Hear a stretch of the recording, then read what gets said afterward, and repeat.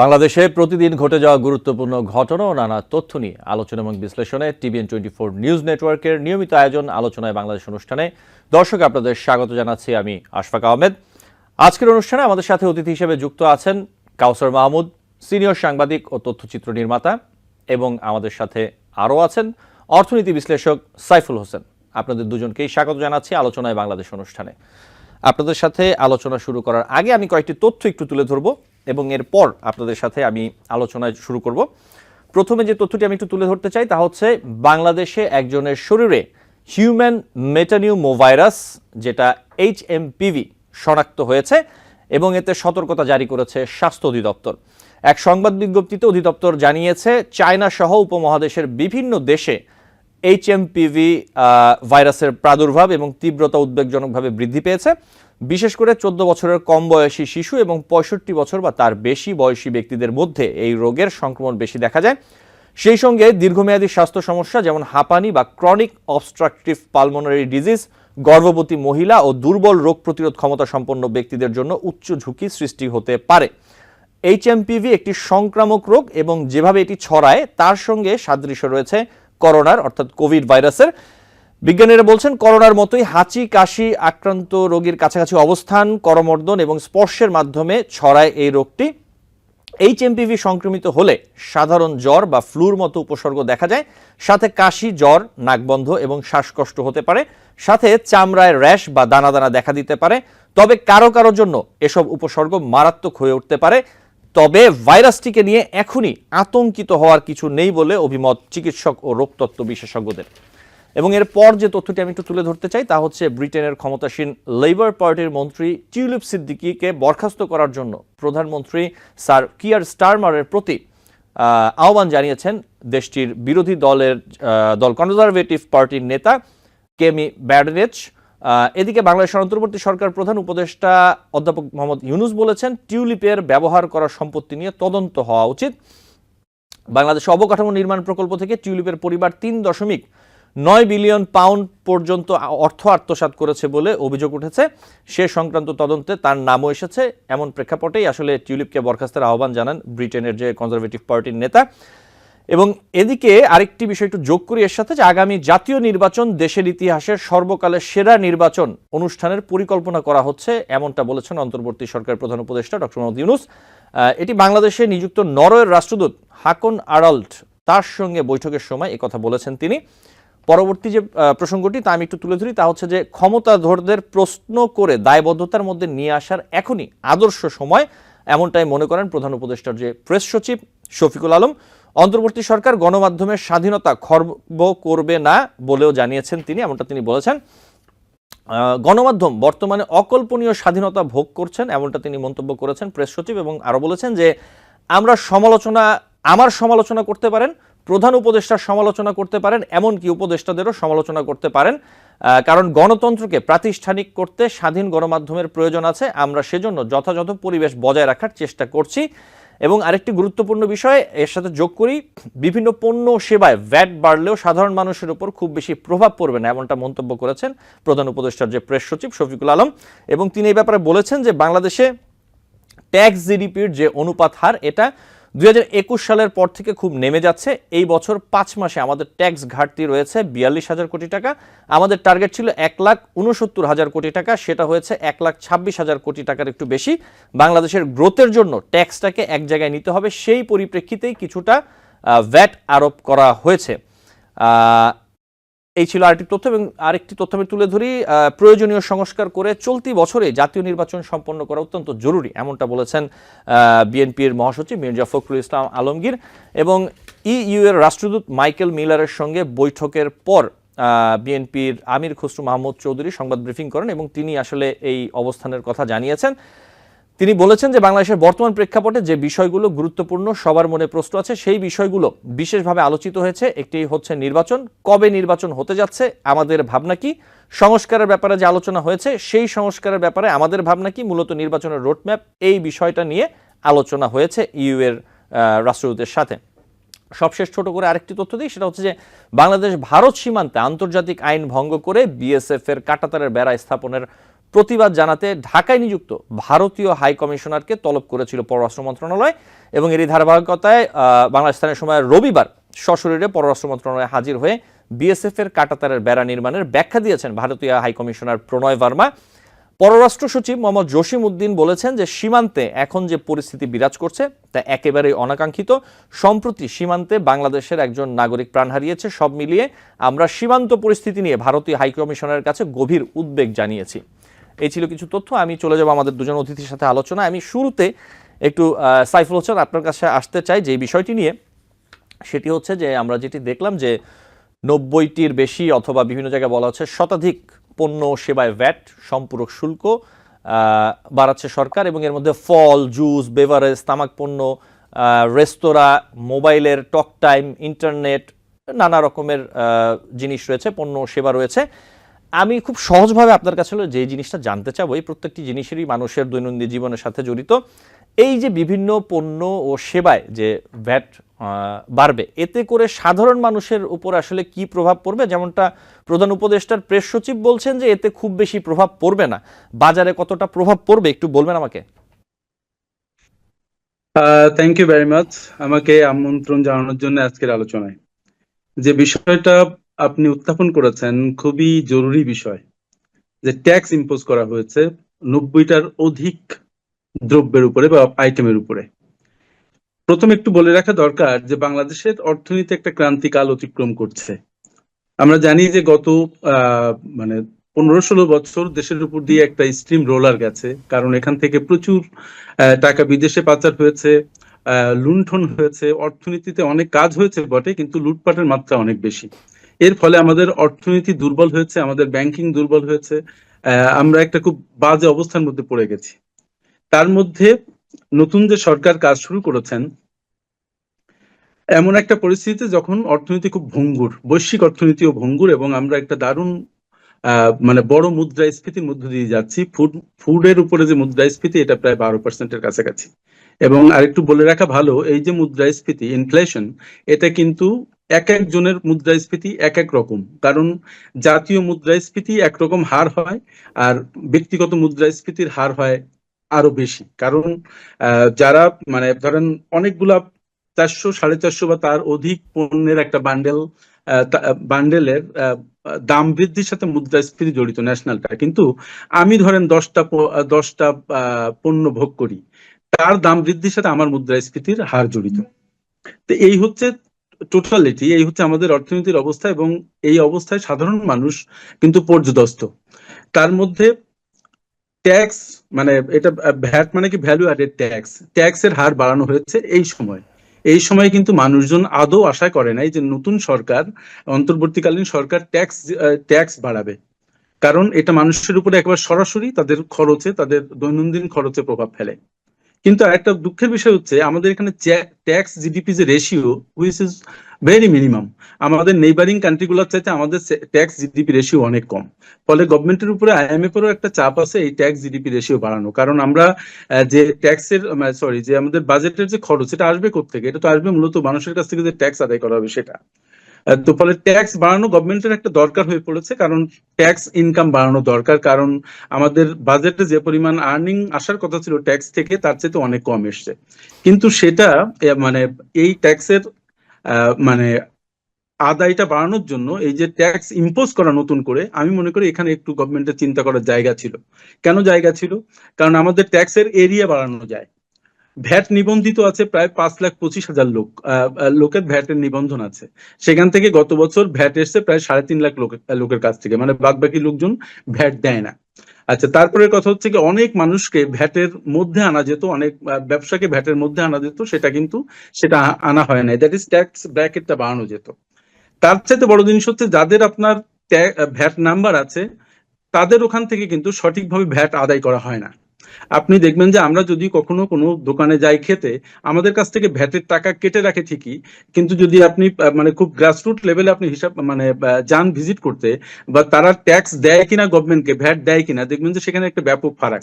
মানে আমাদের কাছ থেকে যা নিচ্ছে যে দোকান বা যে রেস্টুরেন্ট, তারা কিন্তু সেই ভ্যাটটা গভর্নমেন্টকে দিচ্ছে না। এখানে গভর্নমেন্টের মানে তদারকির একটা ব্যাপার আছে, কিছু লোকের অন্যায় মানে টাকা খাওয়ার ব্যাপার আছে, অনেকগুলো ব্যাপার আছে। ফলে গভর্নমেন্টের প্রথম মানে উচিত ছিল যে ট্যাক্স ব্র্যাকেটটা বাড়ানো, নাম্বার ওয়ান। নাম্বার টু, উচিত ছিল যে ভ্যাটটা আদায় হচ্ছে সেই ভ্যাটটা গভর্নমেন্টের খাতে যাচ্ছে কিনা সেটা দেখা।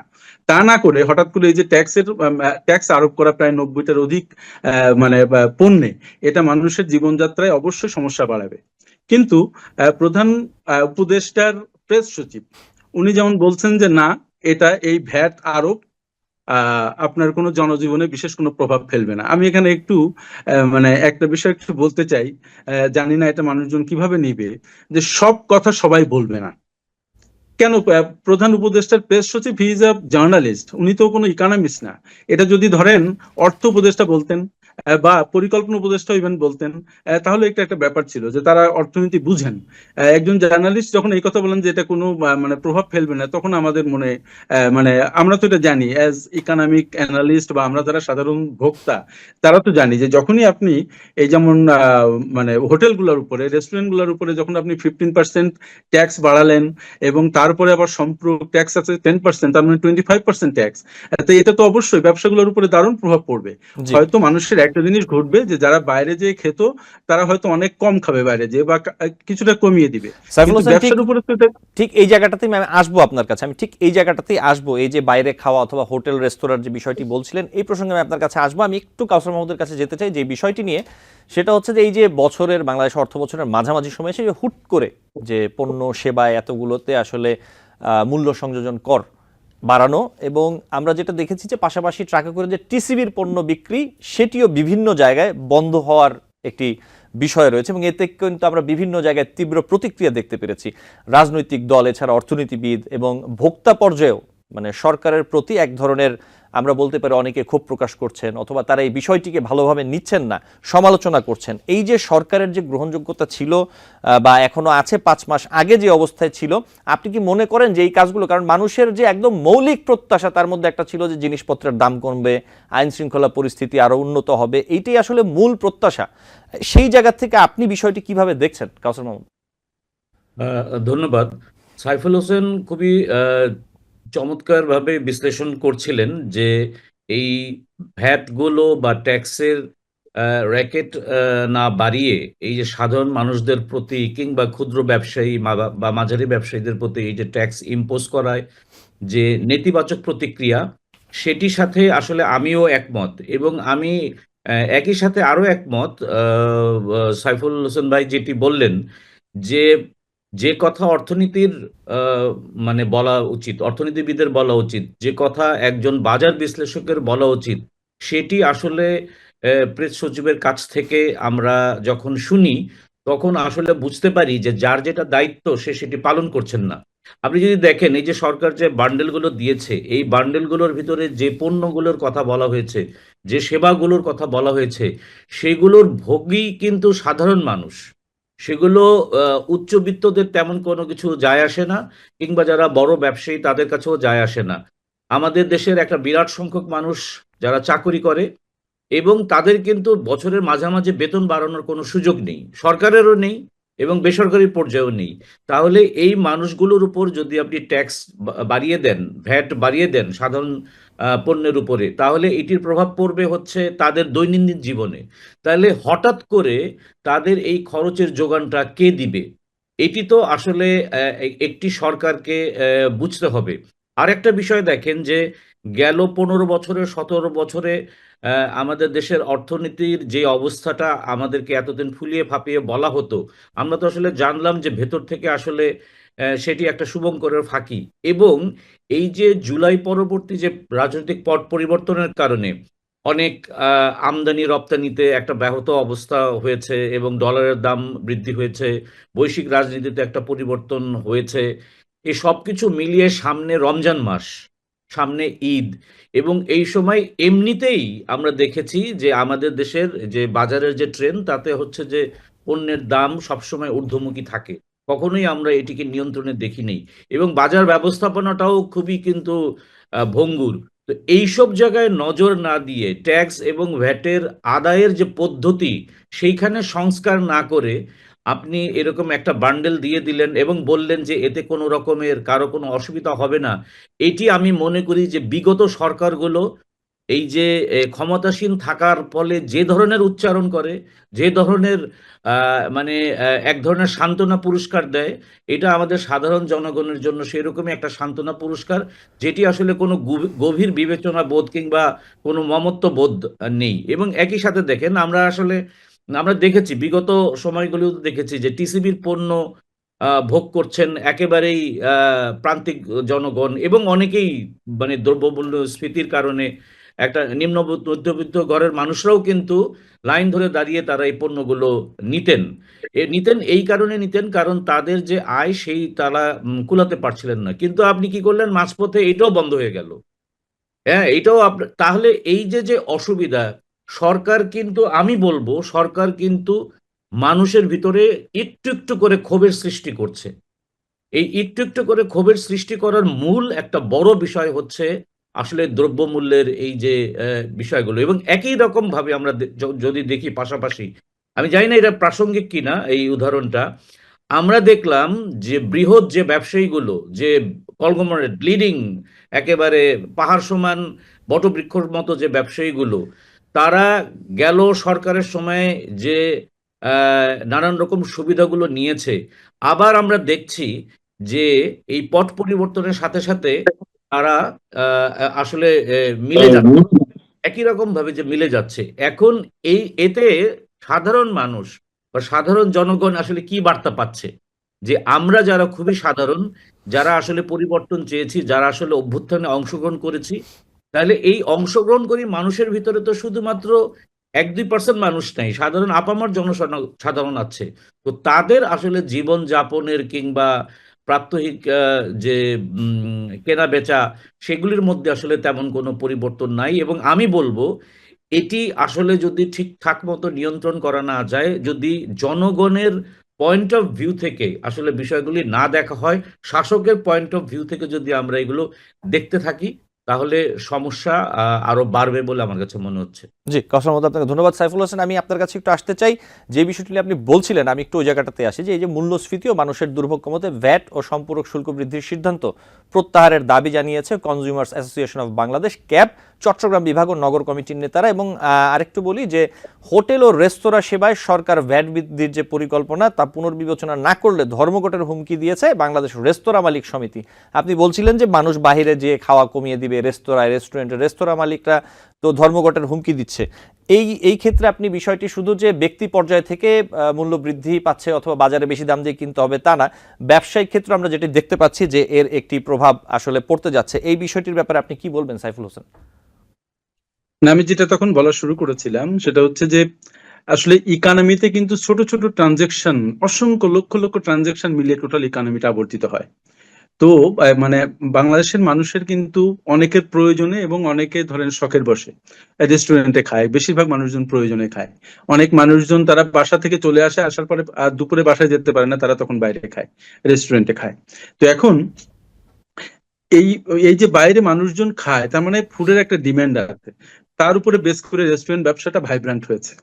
করোনার সময় রেস্টুরেন্ট ব্যবসা কিন্তু একেবারে ধসে পড়েছিল, তারপরে ওভার দ্য টাইমে এই কয়েক বছরে আস্তে আস্তে আস্তে আস্তে এটা আবার একটা জায়গায় এসছে। তো ফলে যখন আবার এই 15% প্লাস 10%, 25% মানে আপনার ভ্যাট চলে আসবে, তখন এটা তো একটা ইম্প্যাক্ট পড়বেই। কারণ যারা ধরেন আগে 100 টাকা দিয়ে খেত, এখন তারা 125 টাকা দিয়ে খাবে।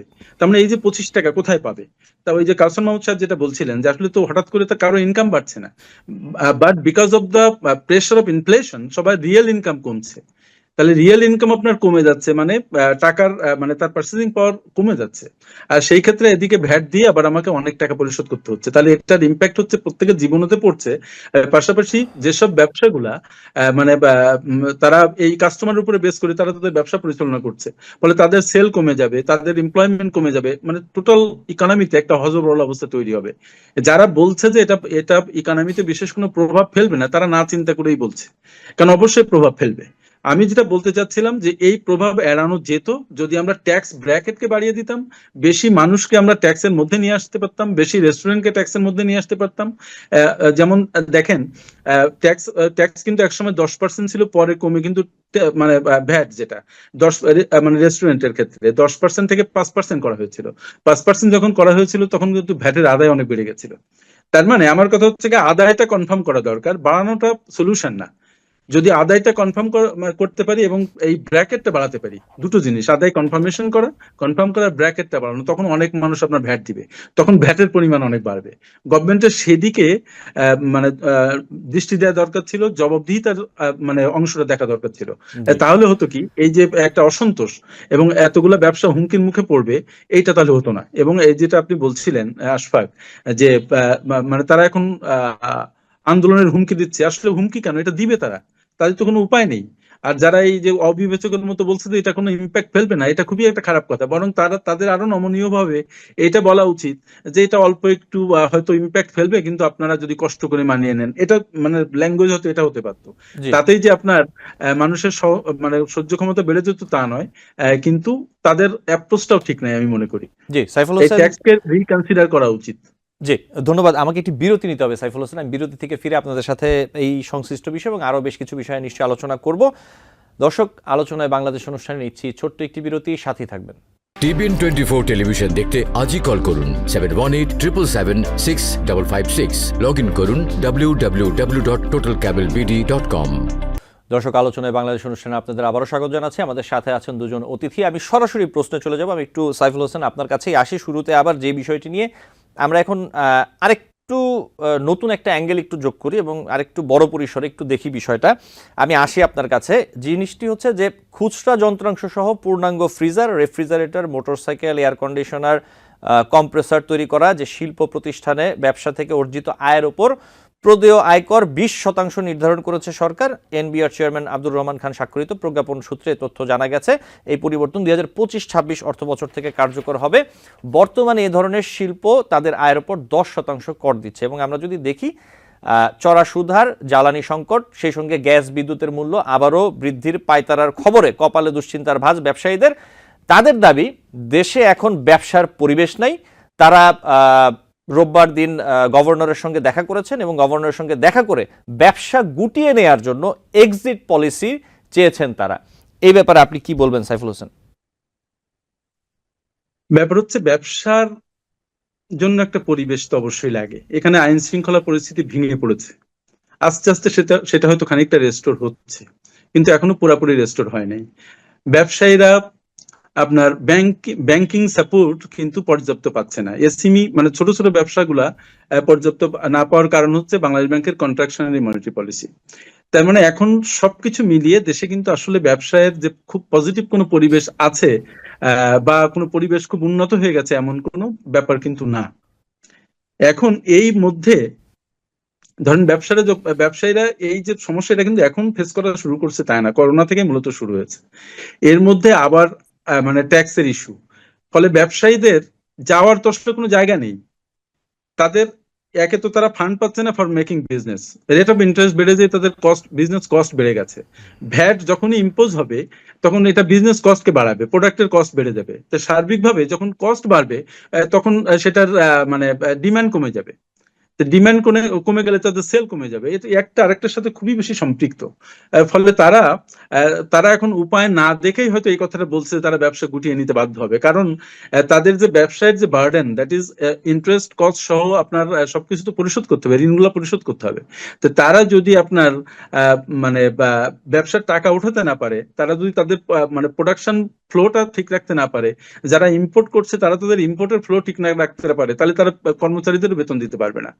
তো তো ফলে সার্বিকভাবে ব্যবসা তো মুখ থুবড়ে পড়বেই। এই জন্যই তারা গভর্নরের শরণাপন্ন হয়েছে।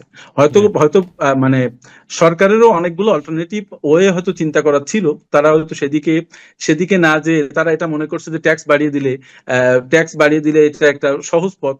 আচ্ছা তারপরে সাইফুল আপনার হোসেন, ব্যয় গ্যাস সংকোচন করা যেত না একটু যদি জানতে চাই আপনার কাছে, এই যে সরকারি বিভিন্ন খাতে যে ব্যয়, বিভিন্ন প্রকল্প অথবা বিভিন্ন জায়গায়, এই জায়গাগুলোতে আসলে কি ব্যয় সংকোচন করে কতটা এই বিষয়গুলো ম্যানেজ করা যেত? না গভর্নমেন্ট কিন্তু না সেটা করা যেত, কিন্তু কিছু কিছু প্রজেক্ট আছে যে ধরেন 80% শেষ হয়েছে, 90% শেষ হয়েছে, তখন আর 10% বাকি আছে। গভর্নমেন্ট কিছু কিছু কিছু প্রজেক্ট তারা ব্যয় সংকোচন করেছে, কিছু প্রজেক্ট বন্ধ করে দিয়েছে, এগুলো করেছে। কিন্তু মূলত তো কিন্তু ইকোনমিতে অ্যাক্টিভিটি দরকার। ইকোনমিতে প্রচুর অ্যাক্টিভিটি যদি না হয় তখন আপনার জিডিপি গ্রোথ এমনি কমে যায়। তো ফলে মানে গভর্নমেন্ট সেদিকে চেষ্টা করে নাই তা না, আসলে আমরাও একটা খুব ভালনারেবল অবস্থার মধ্যে আছি। এবং গভর্নমেন্টও কিন্তু মানে তাদের ধরেন রাষ্ট্র পরিচালনায় সেই রকম যে অভিজ্ঞতা আছে, জনসম্পৃক্ততা আগে থেকে ছিল বা এখন আছে, ব্যাপারটা এরকম না।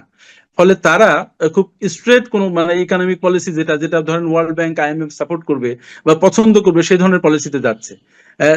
তাদের আমার যেটা মনে হচ্ছে যে জনসম্পৃক্ততা মানে বা জনগণের সাথে সম্পৃক্ত ডিসিশন বা জনগণের জন্য ভালো হবে এমন ডিসিশনের চাইতে তারা বোধহয় এরকম অ্যাগ্রেসিভ হতে যাচ্ছে যে তারা দেশের জন্য ভালোভাবে সার্বিকভাবে চিন্তা করছে। কিন্তু আলটিমেটলি এটা একটু দেখার ব্যাপার হবে যে আসলে তাদের এই ডিসিশন দেশের জন্য ভালো হচ্ছে নাকি খারাপ হচ্ছে।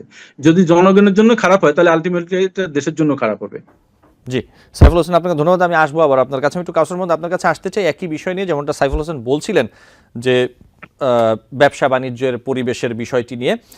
এখন প্রশ্নটি হচ্ছে, আমরা বিভিন্ন সময়ে আমরা দেখেছি, বছরের পর বছর আলোচনা করেছি যে রাজনৈতিক সরকার থাকলে এই সমস্যা, চাঁদাবাজি, এইটা সেইটা, নানা রকমের অপ্রত্যাশিতভাবে পয়সা দিতে হয়, অথবা সাধারণ মানুষের এই যে বাজার নিয়ে সবসময় একটি অভিযোগ, এখন তো কোনো রাজনৈতিক সরকার নেই, ব্যবসা বাণিজ্য, সাধারণ মানুষের বাজার ঘাট সবকিছু, সাধারণ মানুষ তো এই প্রত্যাশাতেই আসলে এই সরকারের সাথে রয়েছে, অথবা আন্দোলনের সময় পরবর্তী সময়ে এই সরকারকে আসলে চেয়েছে।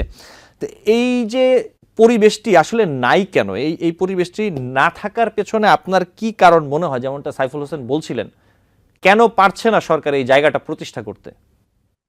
প্রথম কথা হচ্ছে, আপনি যে রাজনৈতিক পট পরিবর্তনের মাধ্যমে যে সরকারটা এই ক্ষমতায় এখন ক্ষমতাসীন আছেন, তাদের তো কোনো পূর্ব অভিজ্ঞতা নেই। আপনি যদি মোটা দাগে দেখেন, এর মধ্যে অনেকেই নবীন আছেন, যারা আসলে এই মানে বিদ্রোহ করা, আন্দোলন করা, বিক্ষোভ করা, প্রতিবাদ করা হচ্ছে একটি বিষয়। আর রাষ্ট্র পরিচালনা করা এবং দেশের এই যে একটা ভঙ্গুর অর্থনীতি, এটাকে সংস্কার করে গতিময় করা এবং শক্তিশালী করা হচ্ছে আরেকটি ব্যাপার। সুতরাং এখন যে পরিস্থিতি আছে, সেই পরিস্থিতিতে আমি মনে করব যে এই ধরনের সংকট মোকাবেলায় একটা যে প্রজ্ঞার দরকার, সম্মিলিতভাবে যে প্রজ্ঞার দরকার, একজনের প্রজ্ঞা আছে কিংবা ২ জনের প্রজ্ঞা আছে, সেটি দিয়ে আসলে তো এই সমস্যার সমাধান হবে না। সেখানে আমি মনে করি যে এক ধরনের আ অ্যা অ্যা মানে একটা ভঙ্গুর অবস্থা আছে। তারপর হচ্ছে যে যেই লোকবলটা দরকার ছিল আমাদের এই জিনিসগুলোতে গতি আনার জন্য, এই ব্যবস্থাপনাকে আরো বেশি শক্তিশালী করার জন্য, সেই লোকবলের একটা অভাব কিন্তু, সংকট কিন্তু আমরা দেখছি। কিন্তু আমরা শুরুতে এটা মেনে নিয়েছিলাম এই কারণে, কারণ সরকারকে সময় দিতে হবে। কিন্তু সেটি প্রায় ৬ মাস হতে চলল এবং ইতিমধ্যেই আপনারা জানেন যে বিভিন্ন বিরোধী দল যারা আছেন, অর্থাৎ আ বিএনপি সহ আরো কয়েকটি দল যে আছেন, তারা নির্বাচনের কথা বলছেন এবং এবছরই আমি দেখলাম যে সংবাদ মাধ্যমে যে এই বছরই তারা নির্বাচনের আ একটা আ জোর আওয়াজ দিচ্ছেন। অর্থাৎ যত তাড়াতাড়ি একটা রাজনৈতিক সরকার গণতান্ত্রিক পদ্ধতিতে নির্বাচনের মাধ্যমে ক্ষমতায় আসবে, আমি মনে করি সংকটটা আ মানে তখন আরেকটু কমবে। আরেকটি বিষয় হচ্ছে যে এই যে আমাদের দেশের একটা অর্থনীতির একটা প্রধান উৎস, বিদেশি মুদ্রা আনার একটা প্রধান উৎস হচ্ছে পোশাক রপ্তানির মাধ্যমে। আমরা সবাই জানি। কিন্তু আমি যেহেতু এই আ মানে পেশাগত কারণে বাংলাদেশের অধিকাংশ পোশাক রপ্তানিকারকদের সাথে আমি কাজ করি। তো আমি দেখি তারা এখনো পর্যন্ত একটি বিষয়ে ভীত, সেটি হচ্ছে এই যে একটা আনরেস্ট এর বিষয়। কারণ তারা এখনো নিশ্চিত না যে আসলে কোনো জায়গায় একটা বিক্ষোভ দানা বাঁধবে কিনা, কিংবা কিন্তু এগুলো তো সরকারের নজরে রাখা উচিত। আপনাকে যদি বলি, এই যে আমরা অর্থনীতির কথা যে বললাম এখন, মানে বাজার অর্থনীতির কথা বললাম, ভ্যাটের কথা বললাম, ট্যাক্সের কথা বললাম, এই যে নিত্য প্রয়োজনীয় দ্রব্যমূল্যের যে দাম বাড়বে, এটি যদি আমাদের পোশাক রপ্তানির মধ্যে বিক্ষোভটি ছড়ায়, সাধারণ শ্রমিকদের মধ্যে বিক্ষোভটি ছড়ায়, তাহলে আপনি কি বুঝতে পারছেন? এগুলো তো সরকারের নজরে দেওয়া উচিত, এগুলো পর্যবেক্ষণ করা উচিত। সরকারের নানান রকম সংস্থা আছেন যারা এই ইনসাইট গুলো সরকারের সাথে শেয়ার করবে। আমার মনে হয় যে এই জায়গাগুলোতে একটু বিবেচনা করা উচিত। কারণ হচ্ছে এই জানুয়ারি মাসে আমরা তো মানে গেল ৩-৪ মাস টের পাইনি। কারণ হচ্ছে এগুলি সব আগের অর্ডার করা। এই ক্রিসমাসকে কেন্দ্র করে একটা ভালো অর্ডার ছিল। কিন্তু সামার সিজন যেটা এপ্রিলে টাচ করবে, সেখানকার অবস্থা কি? আপনি যদি একটু মানে খোঁজ নিয়ে দেখেন, তাহলে দেখবেন যে অনেক বায়ার একটু মানে এক ধরনের অস্বস্তি। তারা কাজটা দিতে চায় বাংলাদেশকে, কিংবা দিচ্ছেও, কিন্তু যে ভলিউমে পাওয়ার কথা সেই ভলিউম পাচ্ছে কিনা। মাঝারি সাইজের যে পোশাক রপ্তানিকারক যারা আছেন, তারা বড়দের কাছে তাদের মানে এটাকে মার্জার করার জন্য প্রস্তাব দিচ্ছেন।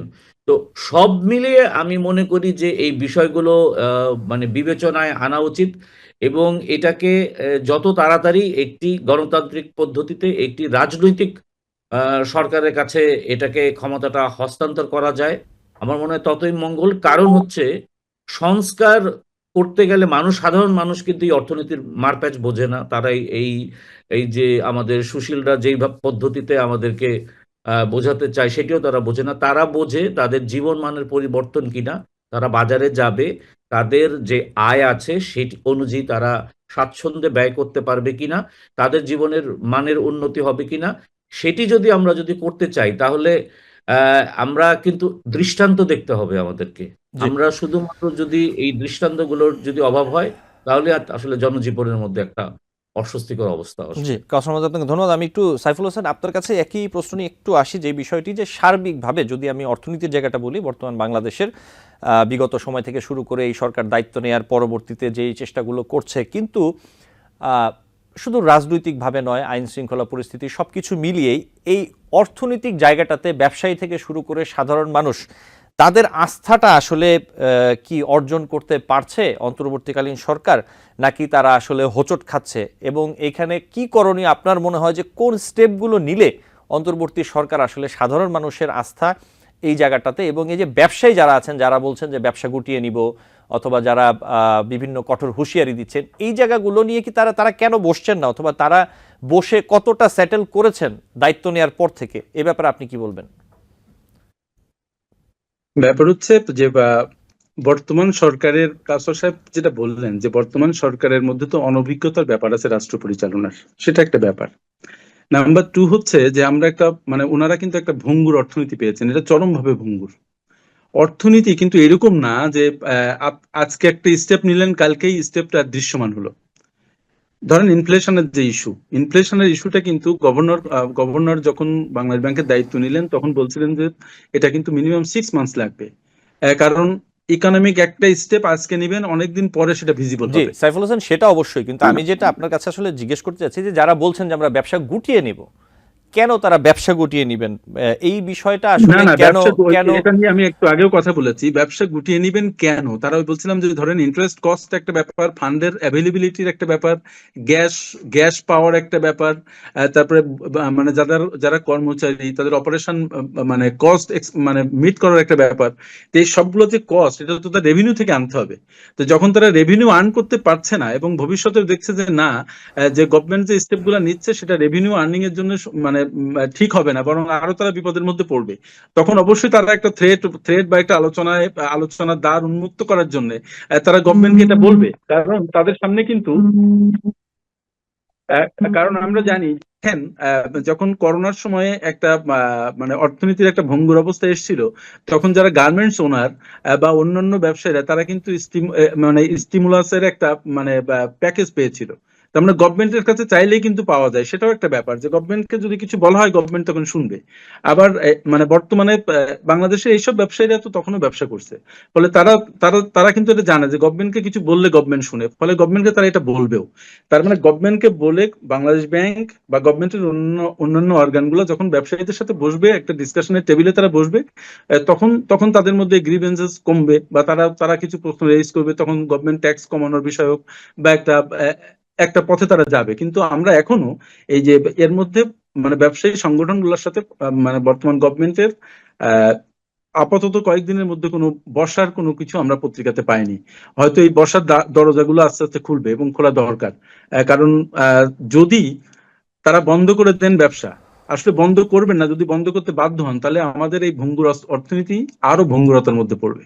জি, কারণ আমরা দেখতে পেয়েছি যে বেশ কিছু প্রতিষ্ঠান কিন্তু তাদের বিভিন্ন কারখানা থেকে শুরু করে বিভিন্ন ব্যবসা প্রতিষ্ঠান কিন্তু তারা এরই মধ্যে বন্ধ করেছেন অথবা স্থগিত রেখেছেন, এরকম ঘটনা ঘটেছে। আমি একটু কাউসার মধ্যে আপনার কাছে আসতে চাই যে বিষয়টি নিয়ে খুব সোজাসাপটা একটা প্রশ্ন করি। প্রধান উপদেষ্টার প্রেস সচিব শফিকুল আলম তিনি বলেছেন যে আমার সমালোচনা করতে পারেন, প্রধান উপদেষ্টার সমালোচনা করতে পারেন, এমনকি অন্যান্য উপদেষ্টাদেরও সমালোচনা করতে পারেন। এই জায়গাটাতে আমরা বিভিন্ন বিষয় নিয়ে আলোচনা করছিলাম। আমি যদি একদম সরাসরি আপনার কাছে জিজ্ঞেস করি, এই যে অন্তর্বর্তীকালীন সরকার উপদেষ্টারা যারা রয়েছেন এবং এই প্রশাসনে যারা রয়েছেন, আপনি যদি সমালোচনা করেন আপনার কি মনে হয় যে কোন কোন বিষয়গুলো নিয়ে আপনি প্রথমে আসলে তাদের বলবেন যে এই বিষয়গুলো ঠিক হচ্ছে না অথবা এই বিষয়গুলো করা উচিত সরকারের? জি, প্রধান উপদেষ্টার প্রেস সচিব যেটি বলেছেন সেটিকে সাধুবাদ জানাই যে এটি আমরা আসলে দেখি নেই যে কেউ রাষ্ট্র ক্ষমতায় আছেন, কেউ নিজে থেকে বলছেন যে আপনি আমার সমালোচনা করতে পারেন। এবং সেই সাথে আপনি যেটা বলেননি, হেডলাইনে ছিল যে বাংলাদেশের সংবাদপত্র কিংবা মিডিয়াগুলো জি, এখন গণমাধ্যম বর্তমানে অকল্পনীয় স্বাধীনতা ভোগ করছে। স্বাধীনতা ভোগ করছে। এই জায়গাটাই আমার আপত্তি। উনি যেই সমালোচনা করার আহ্বানটি জানিয়েছেন সেটি আমি আবারও ধন্যবাদ জানাচ্ছি যে এটি আসলে হওয়া উচিত। কারণ গণতান্ত্রিক ব্যবস্থা, শাসন ব্যবস্থা যদি আপনি বিশ্বাস করেন তাহলে আমি মানে যারা গণপ্রতিনিধি, জনপ্রতিনিধি এবং যারা রাষ্ট্র ক্ষমতায় আছেন তাদের কাজ নিয়ে, তাদের ব্যবস্থাপনা নিয়ে, তাদের নীতি নিয়ে আমি সমালোচনা করতে পারি। কিন্তু গণমাধ্যমগুলোতে আমরা যদি গেল ৪-৫ মাসে যে বিষয়গুলো দেখি সেটি হচ্ছে যে এগুলির যে শীর্ষ পদগুলো, এই শীর্ষ পদগুলো এক ধরনের দখল হয়ে যাচ্ছে। কোন বিচারে কিভাবে দখল হচ্ছে সেটি আমরা জানি না এবং কি কারণে এগুলো দখল হয়ে যাচ্ছে জানি না। এবং আমরা সমালোচনা করাটা যদি একটা সাধুবাদের বিষয়ই হতো তাহলে সময় টিভি সহ আরো যে কতগুলো সংবাদপত্র এবং টেলিভিশনে সাংবাদিকদের আমরা চাকরি হারানোর খবর জানলাম সেটি আসলে আমাদের কি বার্তা দেয়। সেই সংবাদপত্র, কিছু সাংবাদিক আছেন যারা আসলে গত সরকারের পক্ষে ছিলেন, তাদের একদম কি কি বলে যে প্রিয় ভাজন ছিলেন সেটি আলাদা কথা। তাদেরকে তারা যদি কোনো শাস্তি যোগ্য অপরাধ করে থাকেন তাহলে তাদেরকে আইনের আওতায় আনা হবে এবং তাদের প্রতি শাস্তিমূলক ব্যবস্থা করা হবে। কিন্তু সাধারণ যে সাংবাদিকগুলো যারা চাকরি হারিয়েছেন তারা এই বাজারে কি করবেন? এই যে তাদেরকে আপনি এক ধরনের ফ্রেমিং করে দিলেন, ওই যে চিহ্নিত মানুষদের পাশাপাশি, চিহ্নিত সাংবাদিকদের পাশাপাশি তারা কোথায় পুনর্বাসিত হবে? সেটাতে কোনো রকমের কোনো জায়গা নেই। আর একই সাথে হচ্ছে আপনি কি আসলে সব কথা বলতে পারছেন নাকি আপনি আবারও সেই সেলফ সেন্সরশিপের মধ্যে আপনি নিয়ে গেছেন? তো এই যে জায়গাগুলো, এই জায়গাগুলোতে আমার মনে হয় যে তেমন কোনো পরিবর্তন হয়নি এবং আহ, আমার মনে হয় যে এই জায়গাগুলো একটু আমাদের ভাবা উচিত এবং যেভাবে মানে একজন সবসময় একটা দল ক্ষমতায় আসলে কিংবা একটা গোষ্ঠী যখন ক্ষমতায় আসে তখন তারা মনে করে তারা যে শাসন ব্যবস্থাটা পরিচালনা করছেন সেটি আসলে কোনোদিন হয়নি, এটি বিরল এবং আগে কখনোই কেউ কোনো কিছু করেনি। কিন্তু বাস্তব অবস্থা হচ্ছে, আমি যদি বলি আমার একেবারে ব্যক্তিগত অভিমত, যে সংবাদপত্রগুলো দেখতে মনে হচ্ছে এক ধরনের স্বাধীন, কিন্তু তারা কি আসলে রিপোর্ট করতে পারছে? তারা কি এক ধরনের, তাদের মধ্যে কি মানে ভীতি কাজ করছে না? এক ধরনের তার ভিতরে যে মনে হচ্ছে না যে আমি যদি এই সংবাদটি এইভাবে ছাপি বা এইভাবে বলি কিংবা এইভাবে টকশোটা করি, তাহলে আমার উপর কি রকম ট্যাগিং আসতে পারে, কি রকম ফ্রেমিং আসতে পারে। তো সেটি আসলে সবাই জানে। আমরা কম বেশি সবাই জানি, সবাই বুঝি এবং এটি আসলে আমি ব্যক্তিগতভাবে আমি আসলে এটি কোনো রকমভাবেই আশা করিনি। আমি সামনে কি হবে সেটি আমি জানি না। জি, কাসর মাহমুদ, আপনাকে অনেক ধন্যবাদ এবং সাইফুল হোসেন আপনাকে আন্তরিকভাবে ধন্যবাদ জানাচ্ছি আজকে সময় দেওয়ার জন্য। আমাদের অনুষ্ঠানের সময় শেষ। নিশ্চয়ই অন্য কোনো দিন আপনাদের সাথে আবারও কথা হবে বা আমাদের দর্শক আপনাদের মূল্যবান মতামত শুনতে পারবেন। ভালো থাকবেন। ধন্যবাদ আপনি আপনাকে। ভালো থাকবেন। ধন্যবাদ। দর্শক, আলোচনায় বাংলাদেশ অনুষ্ঠান আজ এই পর্যন্তই। পরবর্তী অনুষ্ঠান দেখার আমন্ত্রণ জানিয়ে বিদায় নিচ্ছি।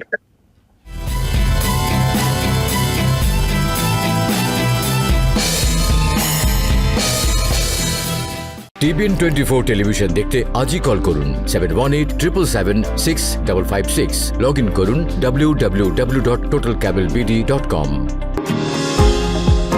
নিউ ইয়র্ক থেকে সম্প্রচারিত টিবিএন 24 টেলিভিশন বিশ্বজুড়ে বাঙালির কণ্ঠস্বর।